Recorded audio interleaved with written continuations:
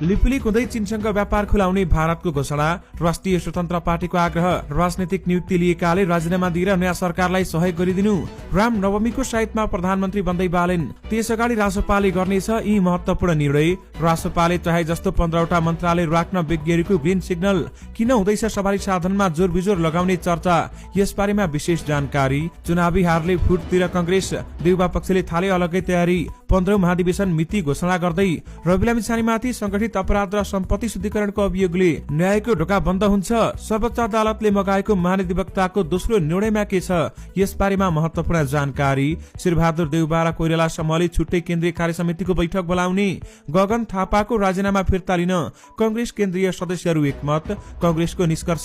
कम्तीमा 21 क्षेत्रमा अन्तर्घातकै कारण हार भयो, कंग्रेस बैठकमा प्रस्ताव भोट हाल्न नजाने, चुपचाप बस्ने नेतालाई सम्मान गरौं, रासोपा सम्बन्ध कानून व्यवसायी मन्त्रीले भन्यो, प्रधान न्यायाधीश र न्यायाधीशको नियुक्ति संविधान बमोजिम, मातृभाषामा शपथ लिनेले 3 दिन अगावै संसद सचिवालयलाई जानकारी दिनुपर्ने, पोखरा विमानस्थलको दोस्रो भ्रष्टाचार मुद्दा दायर, एमाले संसदीय दलको नेतामा बादल थापाकी सुहाङ नेम्बाङ, गृह मन्त्री र प्रधान सेनापति बीच गृह मन्त्रालयमा झण्डै 2 घण्टा छलफल, ग्रामीण दूरसञ्चार विकास कोषको करोडौं रकम यसरी भयो हिनामिना, कपिलवस्तु अझै अशान्त,